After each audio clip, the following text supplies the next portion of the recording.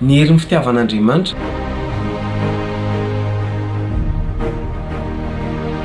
Dia faly miarabantsika rehetra tompoko any tonga soa anatin'ity vidéo vaovao ity misaotra antsika hatrany izay manaraka amin'ny pejy. Dia raha mbola tsy abonné amin'ny pejy ianao dia manasanao isabonina amin'ny pejy mba hita vidéo be dia be tahaka izao.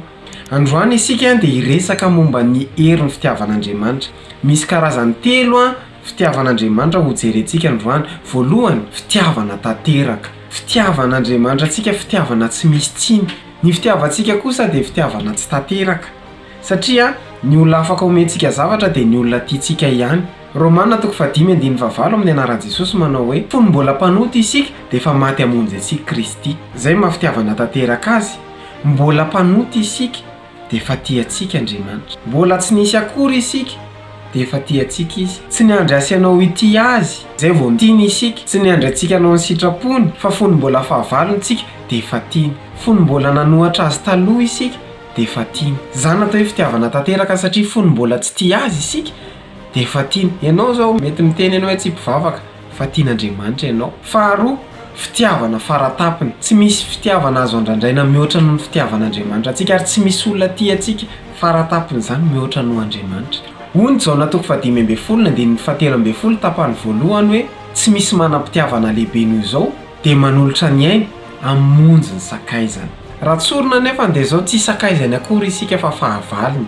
Satria nahoana ilay Andriamanitra masina indrindra manaiky ity olona ohatra antsika izay tsy masina indrindra. Ilay Andriamanitra marina indrindra manaiky ity olona tsy marina indrindra ohatra antsika.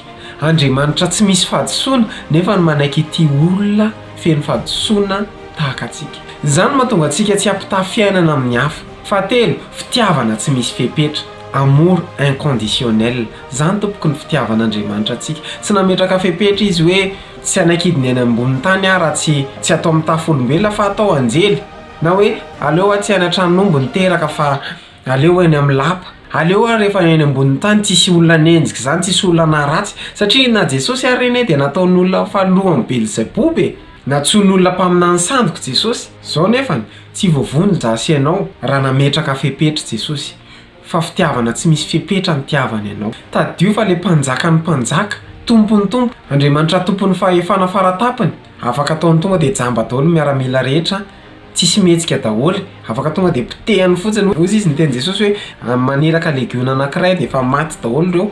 Fa nanolotra ny ainy mihitsy ny Jesosy. Tsisy afaka haka ny ainy Jesosy zany fa izy nanolotra ny ainy noho ny fitiavany antsika. Hivavaka antsika tompoko.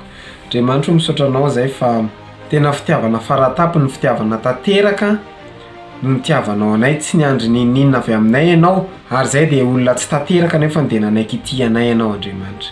Tsy mendrika izay fa noho ny fitiavanao izay tsy misy fepetra dia mba toy izao izahay. Te hankasitraka anao izay ary ampifony izay hitady an'izany fitiavana izany tsy misy fepetra. Azavelan'ny fankaran'olona sy ny tsy fitiavan'olona no ameno anay faoka ny fitiavanao. Ho anao ny voninahitra sy ny dera mandrakizay. Amen. Raha nafinaritra anao ny vidéo dia iza misalasala milike sy micommente sy mipartager. Raha mbola tsy abonné amin'ny pejy ianao dia manasanao isabonina amin'ny pejy manome fotoana antsika amin'ny herin'ny toy izao indray. Veloma tompoko.